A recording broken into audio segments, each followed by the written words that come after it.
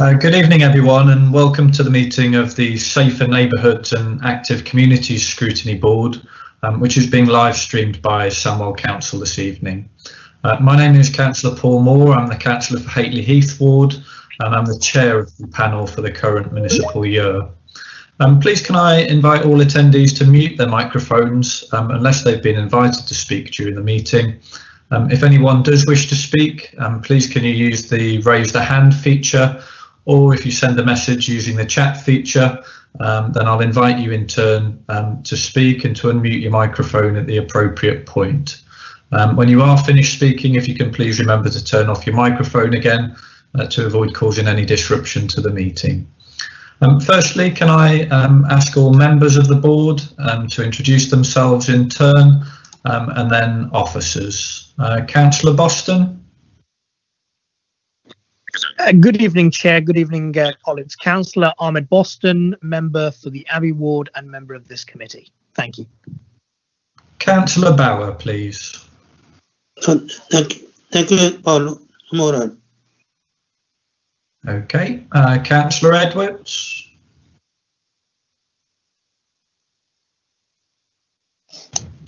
Good evening, John Edwards, Great Screen and Link Ward in West Bromwich.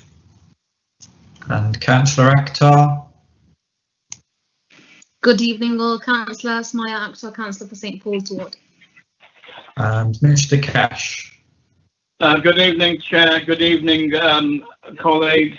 John Cash, co-opted member of this committee and also currently chair of the Tenant Review Panel. Thank you. And we're joined by a few of the council's officers this evening. Alex. Alex Goddard, Democratic Services Officer supporting the meeting. Sean. Good evening, everybody. Sean Russell, Customer Feedback Coordinator, working with the Customer Feedback team. And we have Shane with us as well. That's Shane Parks, Democratic Services, who's producing the meeting tonight, so I may not be able to speak. Thank you. Okay, lovely. Okay, well, we'll now start the meeting officially. First of all, can I ask whether there are any apologies for absence, please, Alex? Yes, Chair. Apologies received from Councillors Pam Hughes and Sandars. Okay, thank you very much. We'll note those. The minutes of the last meeting, which were held on 26th of November. First of all, can I check whether there are any issues with the accuracy of the minutes or anything that members may like to correct or amend? Okay. If not, then I'll move the minutes. Can I ask for a seconder? Seconded, Chair. Seconded by Councillor Edwards. Thank you very much. Agenda item 3 is declarations of interest. First of all, to receive any declarations of interest from members relating to any item on the agenda in accordance with the provisions of the Code of Conduct and/or Section 106 of the Local Government and Finance Act 1992. Are there any interests to declare? No. And 3B is to receive any declarations of the existence and nature of any political party whip on any matter to be considered at the meeting. Well, I'm happy to declare that there is no such political party whip at the meeting, unless any other member wishes to advise me to the contrary. No. Okay, agenda item 4 is additional items of business. Can I ask whether any member has any items of business which they believe should be considered at the meeting as a matter of urgency that they'd like to add to the agenda today? I'm taking that as a no, in which case agenda item 5, which is the substantive item and the sole item actually for the committee to consider this evening, is the Housing Ombudsman Complaint Handling Code. And we have Sean Russell from the council who has come along to give a short presentation and then to take some questions and answers from members of the committee. So Sean, it's over to you.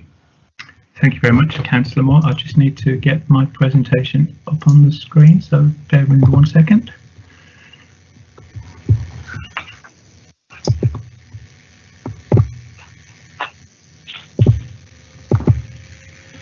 Can everybody see that okay?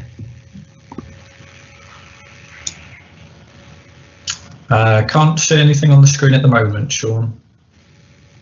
No, me neither.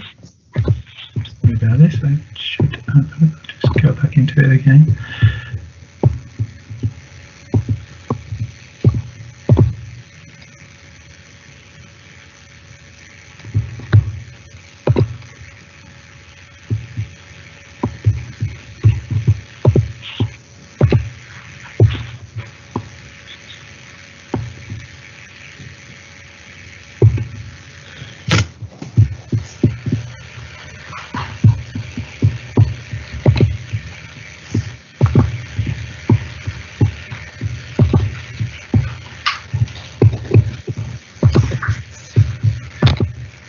Sorry, I don't know why this isn't coming up.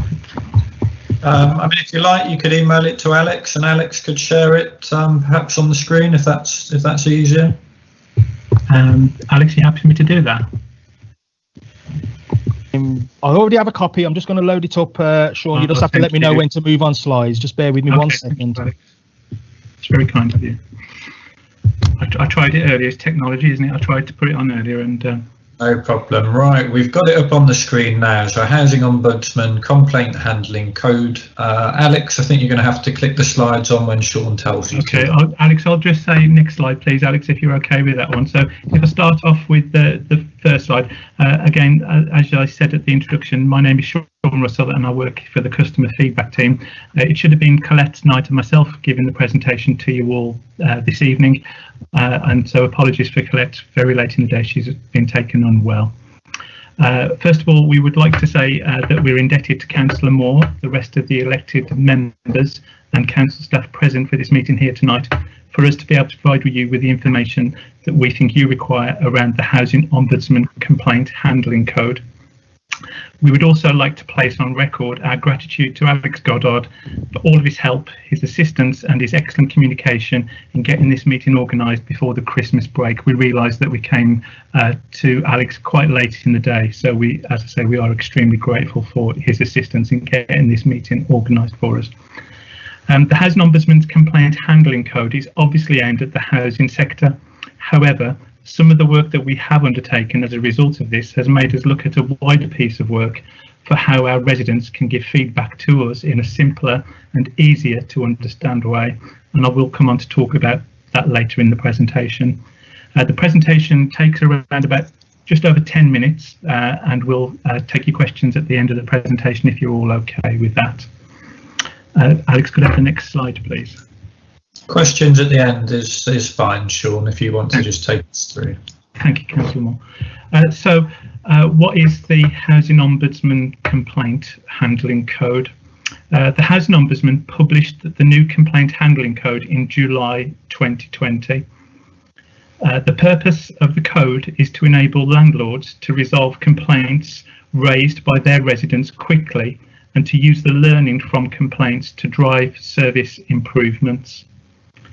The Complaint Handling Code will act as a guide for residents setting out what they can and should expect from Sandwell Council when they make a complaint. The requirements in the code also provide residents with information about how to make a complaint and how to progress it through the landlord's internal complaints procedure. It also looks to ensure that complaint handling data is used consistently across all landlord members and seeks to promote engagement at all levels within the council. The Ombudsman wants us to include, but not be limited to, the following.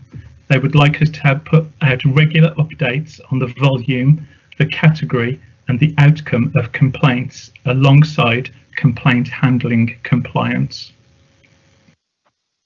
They would like us to review at least once a year of any issues and trends arising from complaint handling, including discussion of the Ombudsman's yearly Landlord Performance Report and the inclusion of any organisational learning in the Landlord's Annual Report.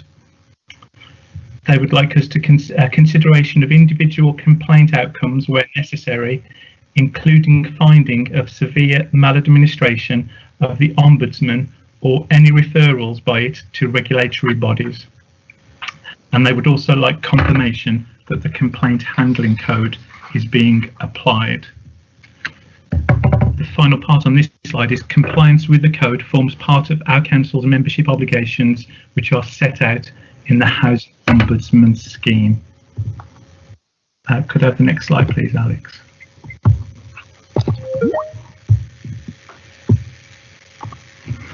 Okay, so the key points. Sorry, my screen's just gone.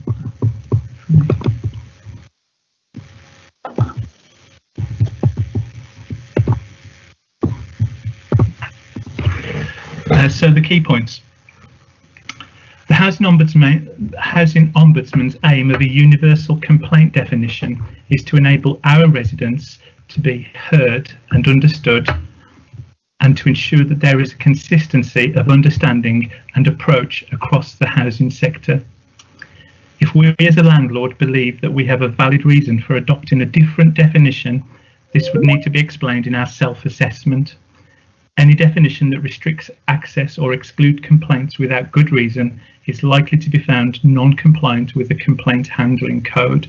And I should point out there that the Housing Ombudsman have given us what they believe is the universal definition, and I'll come on to talk more about the self-assessment shortly as well. The code emphasises the importance of easy access to the complaints procedure. It is a matter for each landlord as to how they ensure residents are easily able to access the complaints procedure via several routes. Restricting access to the complaints procedure to one sole method of entry is likely to breach the complaint handling code. We need to inform our residents of their right to bring complaints to the Housing Ombudsman Service. The code expects that this information should be included in both the complaints policy and the landlord's final complaint response, and also in other relevant information. And I have to say that on these last 2 points I've mentioned, as a council, we've done that really well for quite some time. And it goes on as well to talk about fairness in complaint handling with a resident-focused process. So we've done some work with a residents group. Again, I'll come on to that on the next slide. And it's looking to create a positive complaint handling culture throughout the council. So it wants transparency from director level through council elected boards like this one to our frontline staff when they're taking on complaints at source, to have a transparent process that everybody knows what they're doing. When it comes on to continuous learning and improvement, the bottom slide there, the Housing Ombudsman wants to encourage us as a landlord to use complaints as a source of intelligence to identify issues and introduce positive changes in service delivery. This approach has been actively promoted by the Housing Ombudsman Service for many years and is strongly reinforced by the code. Learning from complaints should include complaints that we try to resolve informally, as well as those that are dealt with through the formal complaint procedure. The Housing Ombudsman has said that it is for each individual landlord to find a system of learning from complaints which suits us as a council best. The code requires that a landlord to share its learning with residents, including a specific requirement to include any organisational learning, such as a change in policies or procedures, in its annual report. The Ombudsman has recognised that it may be difficult for landlords to include this information in the annual report for 2020/21, but we should do so where possible. However, the Ombudsman would expect to see this information included in future annual reports. Alex, could I have the next slide, please? And you just take a while to load up.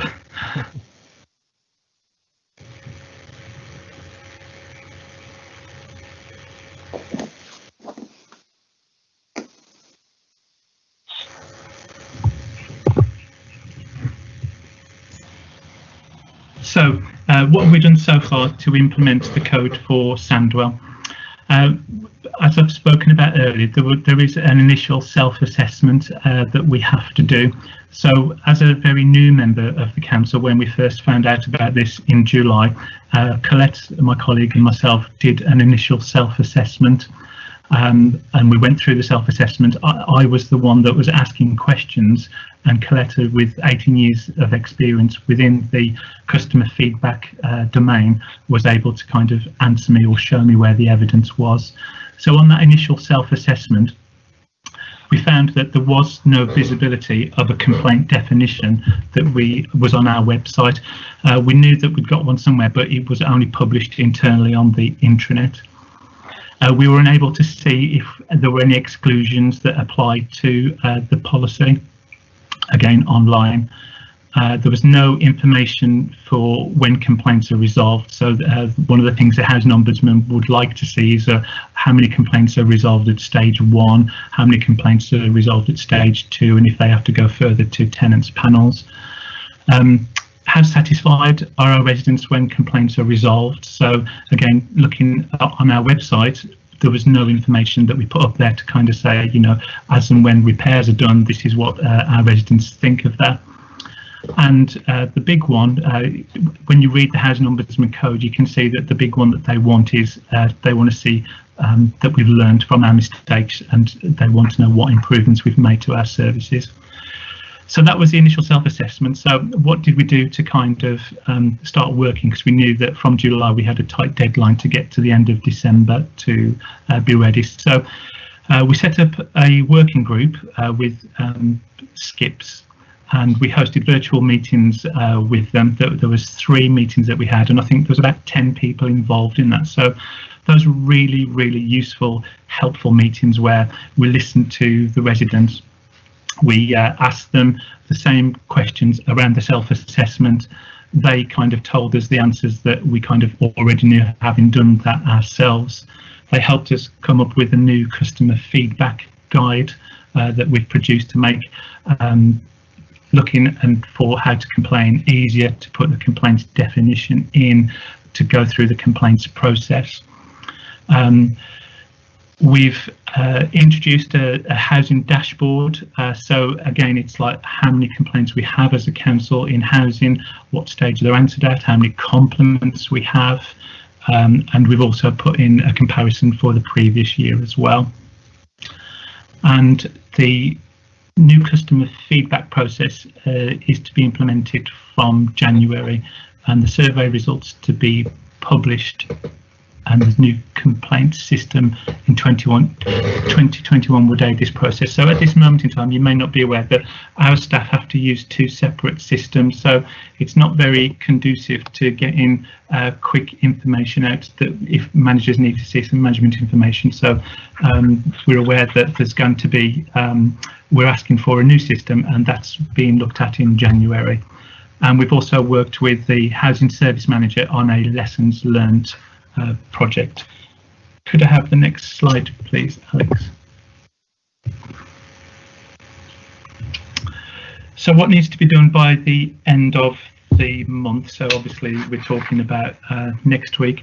We need to report the outcome of the self-assessment to the Chief Executive and his management board. We did that on the 1st of December, I believe it was, and obviously we have to come to this board as well to kind of show you that. So that should have been sent out to you in the pack. So that self-assessment that we've done is based on the second one after the work we've done. So if we can get the new feedback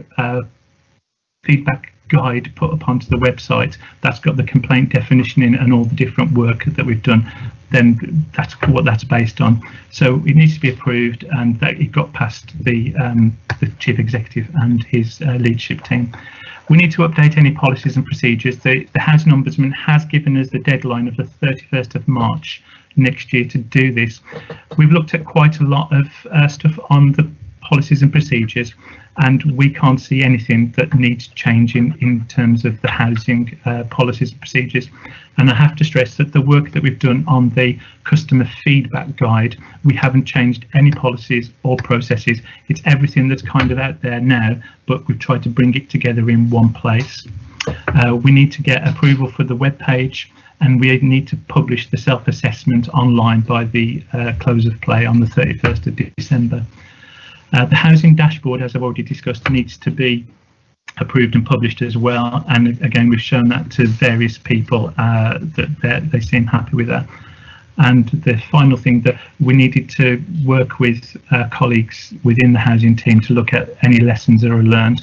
That was one of the big things for me that I found, that we had scant information about any lessons that are learned. So although it's out there, we got the customer feedback team to do a big project of work, and now working with the service manager, we've got some meetings lined up for early in the new year to start that process, although they do some work that we're not aware of at this moment in time. And the final slide, please, Alex. Thank you. So looking ahead, as I said at the beginning, the Housing Ombudsman Code and working with the residents groups, SCIPs, made us realise that we needed to look at the process for all of Sandwell Metropolitan Borough Council complaints. There was a definite need to simplify and make them more accessible for our residents. The customer feedback guide that's been provided as part of the pack, we know is just a window into the process, and will hopefully guide our residents to the areas that they need to complain about or give us some positive feedback more quickly. The guide page also explains the process, and as we have to publish the definition of the complaints for the Housing Ombudsman Service, we felt that this was a good starting place for the organisation.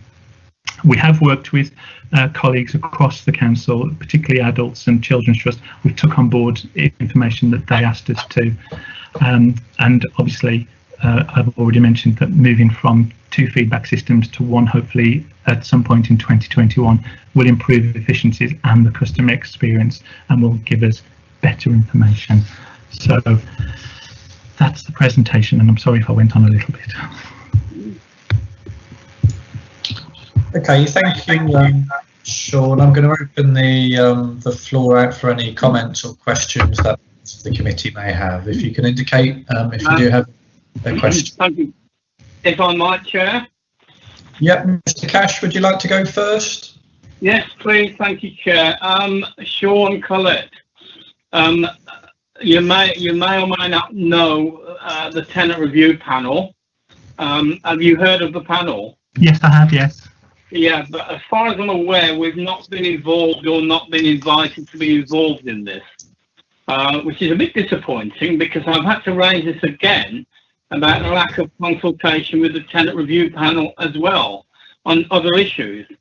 So I'm just relaying a little bit of a disappointment. It's a good paper, it's a good report.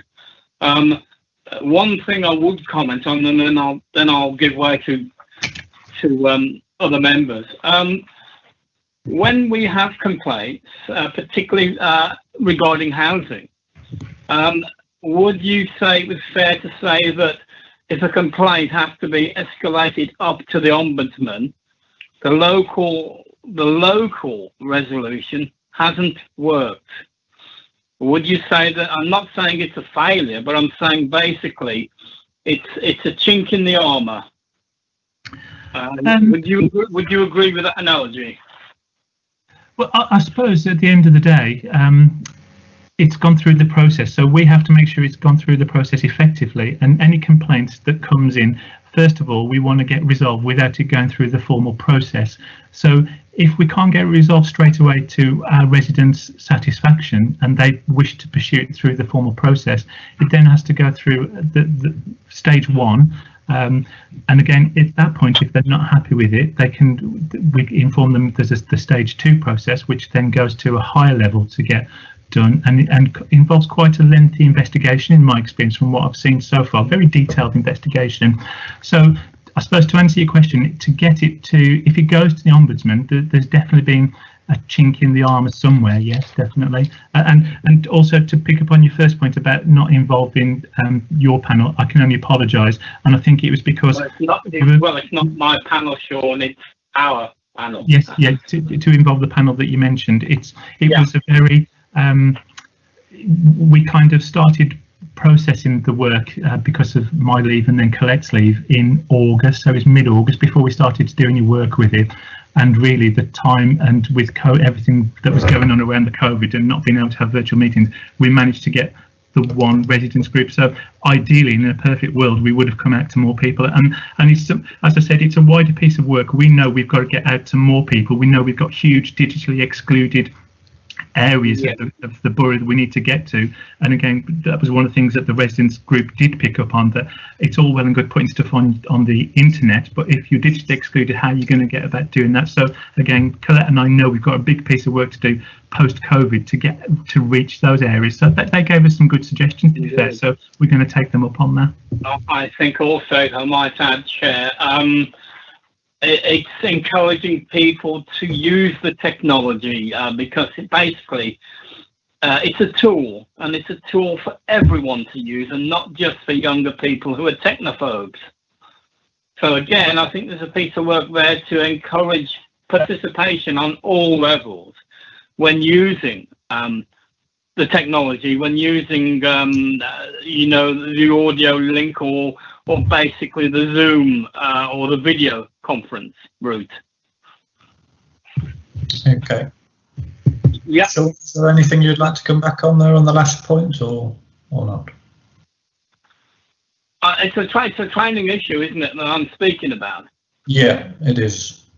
Training for residents and tenants, basically, who want to engage with the technology whilst we're under lockdown. So again, it's basically not being afraid to use the technology, but practicing on it and becoming more confident using it. Okay. Councillor John Edwards, please. Thanks, Chair.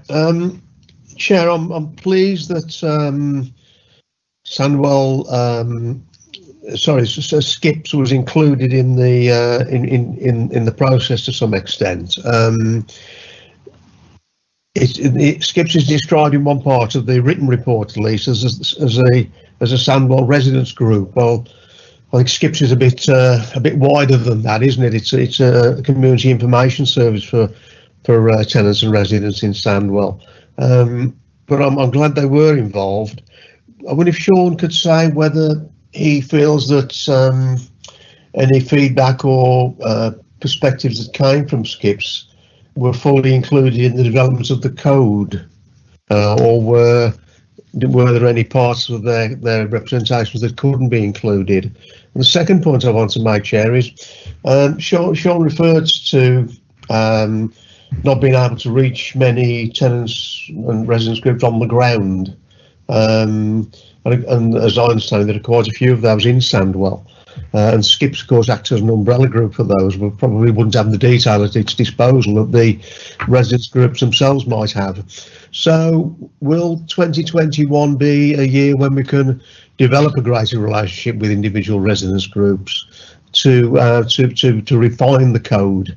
Presumably it's not a static document. It can be refined and developed on in the light of experience. So I think it would be good if we could have a programme for working with residents during 21 to actually carry out that tweaking, if you like, and to ensure that we've got the best possible code that we can develop.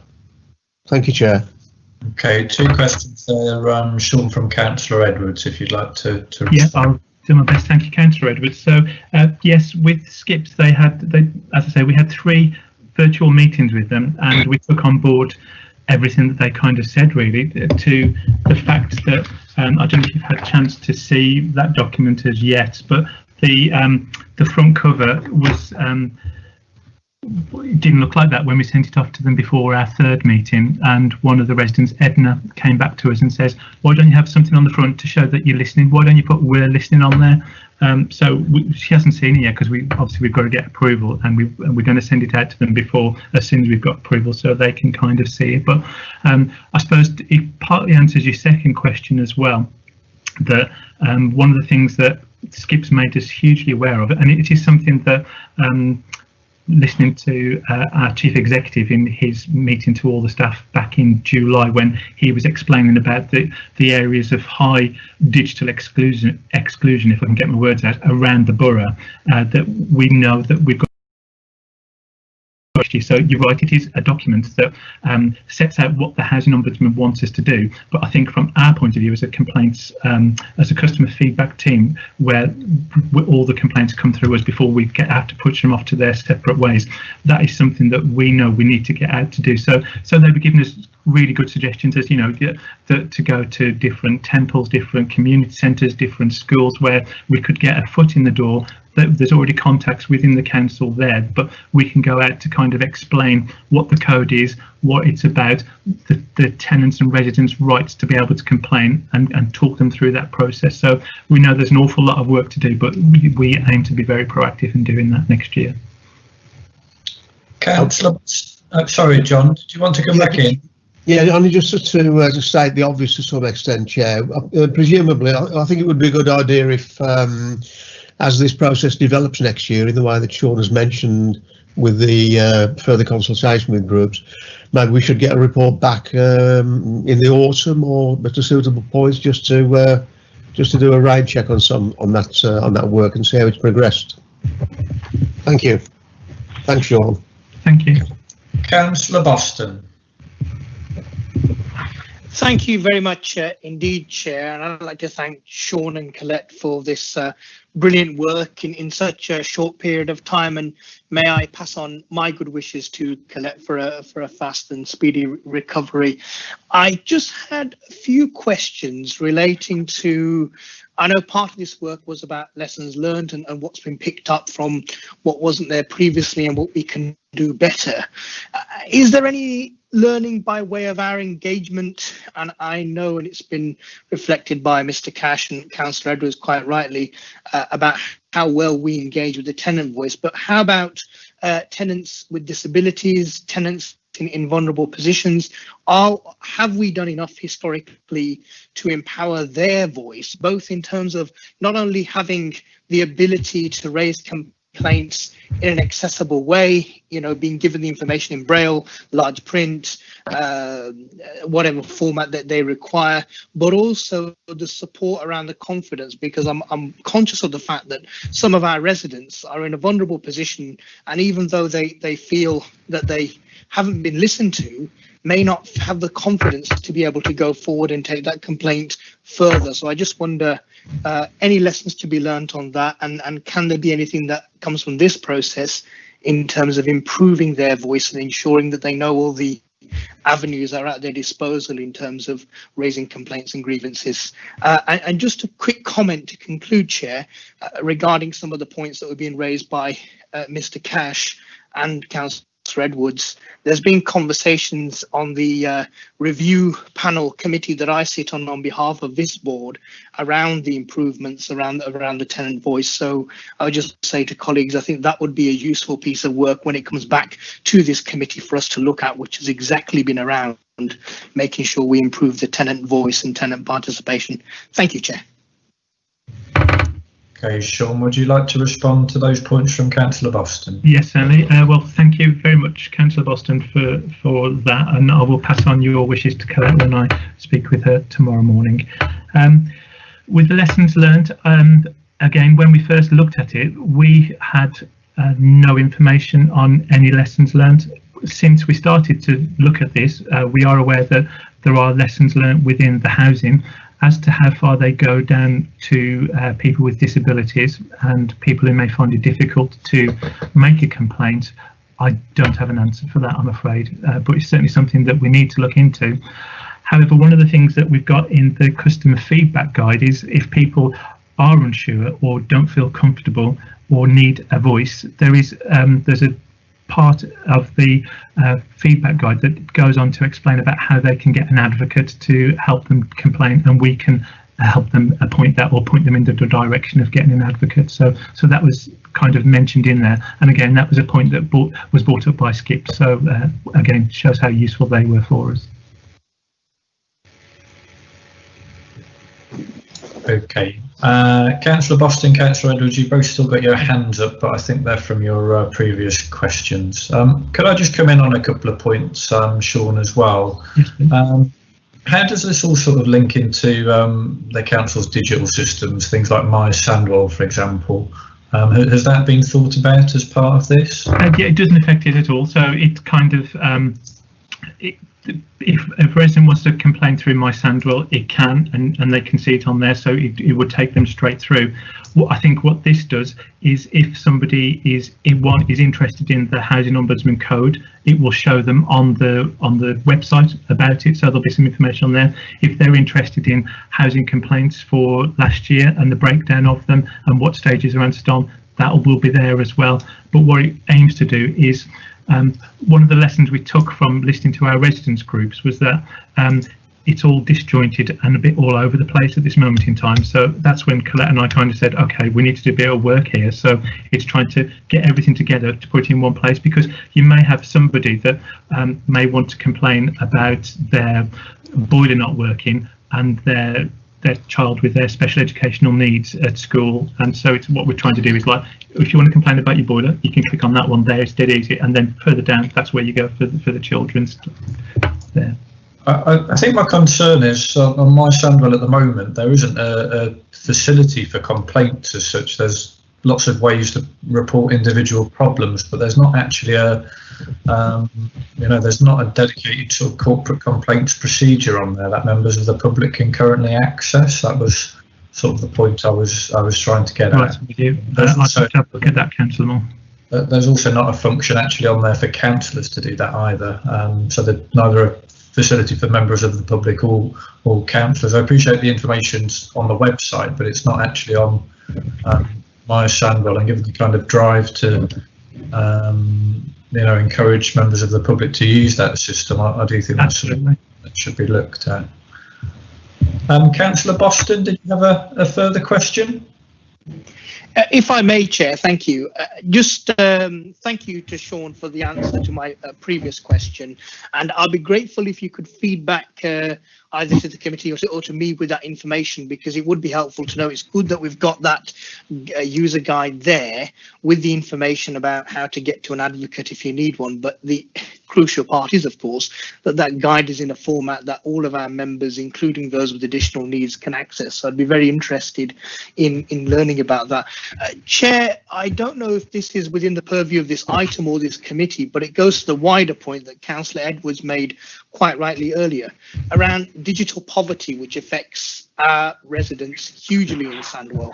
And I'm conscious of the fact that a lot of this procedure is based online, but it's a wider point. So I turn to you, Chair, to ask whether there's anything that this committee can do in terms of encouraging us as a council, even lobbying the government, in terms of dealing with digital poverty, because it comes up time and time again in various meetings, and I know it's come up in the meetings that I've attended on behalf of this committee with regards to tenant participation as well. We really need to do more and better on that. So I seek your guidance, Chair, in terms of how we can take that point forward, and I appreciate it's bigger than just this particular item. Thank you, Chair. I think it's a point well made, Councillor Boston, but perhaps a point that is wider than this particular committee. I mean, it's one of the reasons why I think it's so vital that the councils continue to have neighbourhood offices, for example, where people can report issues face to face, and that the council does adopt a mixed method approach of engagement with people. Could I come in again, Chair, please? Go ahead, Mr. Cash. Yeah. Yeah, it may interest members and officers. I would expect them to realise and understand the housing white paper, which basically is promoting more tenant activism, and actually beefing up the existing tenant voice. And that's from obviously that is from government. So government now are beginning to realise the importance of this partnership, partnership between tenant residents and local authority, and beefing up the tenant voice, because we at the tenant review panel have been talking about engagement, and we've been talking about this for quite some time, about empowering the tenant voice. Now the government has actually grasped the whole thing itself, and basically the white paper is giving tenants a bigger voice. Not before time either. Thank you. Okay, thank you, Mr. Cash. Councillor Boston, I think you had a further point that you wish to come in on. Well, that may be a hand from the previous question, I think. Is that right? Sorry, Chair, it was a legacy hand, but I'm grateful for your response there, and I think it really is an important point around digital poverty. And just to Mr. Cash's point, as I said, the panel that this committee put me on regarding the tenant voice is all around ensuring the council goes over and above the white paper that's just come out as well. So I think Mr. Cash can take that reassurance. Thank you, Chair. Councillor John Edwards. Thank you, Chair. I just want to refer to the document that Sean mentioned earlier, Chair, the listening documents that I think he said was still yet to be consulted with Skips about. Just 2 points, really. Will that document, before it's finally agreed and published, Sean, go through the plain English test? I think we do that as a matter of course with putting documents in the council, but I'm not sure that is still the case. If it is, fine, that's good. I just wanted to refer to a point in that document, Chair, as it currently stands, albeit it's in draft form. On the bottom of page 29, there's under accessibility, there's a reference to how tenants can seek support in progressing a complaint. And it says right at the bottom of that page, on page 29, quote, "The council does not require consent of an individual, presumably an individual tenant, to disclose their personal information to a councillor." That seems to be a little bit alarming to me. It doesn't go on to say how that assumed consent can be withdrawn by the individual concerned, and I can think of certainly several instances where tenants may not want their personal information disclosed to a councillor, and I mentioned that may well come up in discussion with Skips and other bodies when this document is discussed. But I just put a bit of a cloud over that particular sentence about disclosure, Chair. I don't know if Sean's got any comment on it now, or whether he thinks it will be picked up in the wash when this document's discussed further, but it sets a few alarm bells ringing with me. Thank you, Chair. Okay, that may be a point we have to go away and clarify perhaps, but there are various exemptions in data protection legislation around elected members, but I will bring Sean in case he does have the answer, but if not, we may have to go away and find it. Yeah, sure. Yes, Chair, we'll have to go away and find it. I think it was taken from something that's already out there, but don't quote me on that. So I'll go. I've made a note. I'll go away and find out for you. Okay. Could I ask whether there are any other questions or any other points of view or any different points that members of the committee wish to make?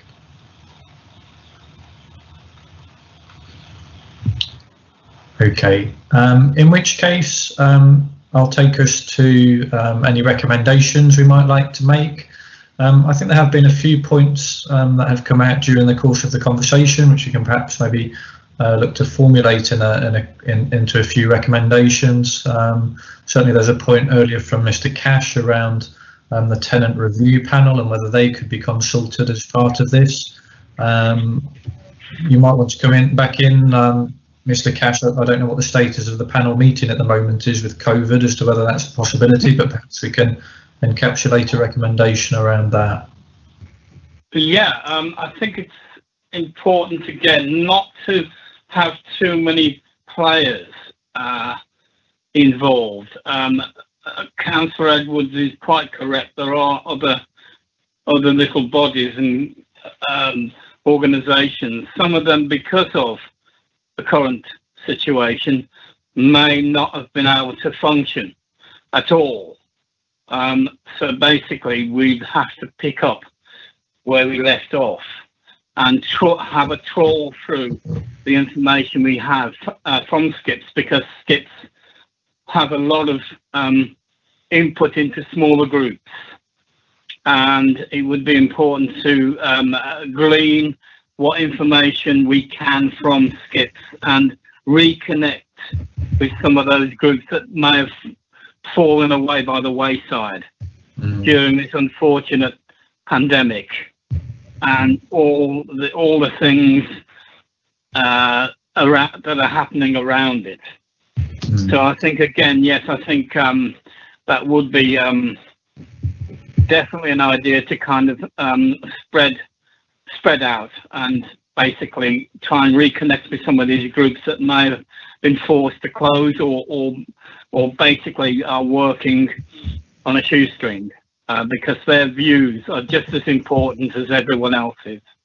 And I think it is to the council's good grace that they do reach out.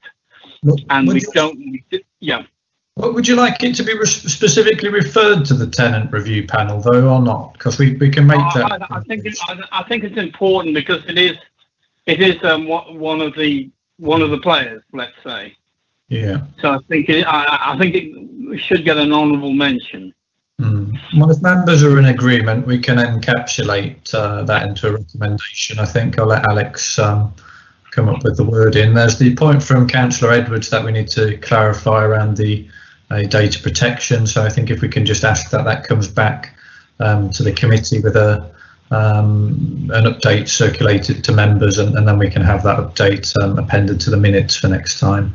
There are a couple of other points raised. I don't know whether any of the members wish to move any sort of formal recommendations, or if we're happy to leave it at that. But I'll open it back out should members wish to make any further recommendations.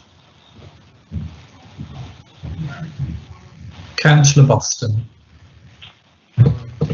Yeah, thank you, Chair. I think it would be worth one of the recommendations certainly being around, if it's possible, in order to ensure that as wide a range of people as possible are consulted in terms of this, particularly around tenants with disabilities, with additional needs, because I think that does deserve some additional work as well to look at that. I know we have a wider problem around tenant participation, as Mr. Cash was saying previously, but I think something to that effect would be good as well. I'm not sure whether that should read specific groups to be consulted at this point, or whether moving forward, I'm not sure. I'll see your advice on that, but yeah, thank you.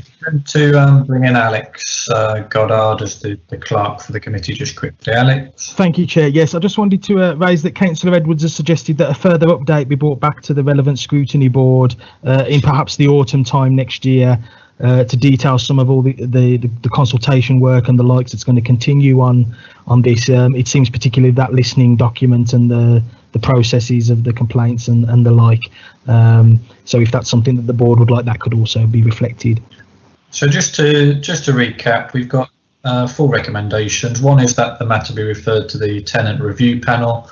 The second one is that there's a query that we want answered around the data protection issue raised by Councillor Edwards. There's the request from Councillor Boston around wider consultation with more tenants groups, and also a point raised by Mr. Cash. And then there's a request for a further update paper back in the autumn in the next municipal year. Have I missed anything, or are members happy with that as an approach? Yep. Is there anything you might want to clarify, Sean, on any of those? Well, just to make sure that obviously we need to have some stuff published by the 31st of December. So, for example, the self-assessment, we need to make sure we've got that on our website, because that is one of the conditions of complying with the code. But I totally take on board everything else that you're saying, and like we said, we know that this is just a starter for us to put us into a better position with our residents than we currently are, and we know it is an ongoing piece of work that we'll keep adding to as we go along. But we want to make the whole process simpler, easy to understand, and also to get out to those digitally excluded areas where we bring in more people into the process so they understand as well. But Colette and I will reach out to any group that we can that can assist us. So I welcome your comments and I'll take them back. Okay. More widely, but not directly related to this agenda item, I do think there would be some benefit either for this committee or the Corporate Budget Scrutiny Committee to have a wider look at the council's kind of overall numbers of complaints, handling of complaints, etc., but also more widely responsiveness to enquiries within the different service standards set down by the council. but that particular item I think is probably a little bit wider than this committee. So that's something I may pursue with Councillor Giles in terms of perhaps taking that to the budget committee in the new year. With that, that concludes that particular agenda item. I think just before we close, I'd like to thank all members of the committee for their contributions this year. We did obviously have some in-person meetings much earlier in the year. It has been a trickier period since March, where we've had to meet online.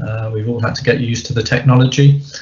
Similarly, I'd like to place on record our thanks to all of the different officers that have been to the committee this year, particularly Dr. Alison Knight and Alan Caddick, who've been regular attendees at the committee, and indeed all of the other officers that we've had, and indeed attendance from cabinet members as well.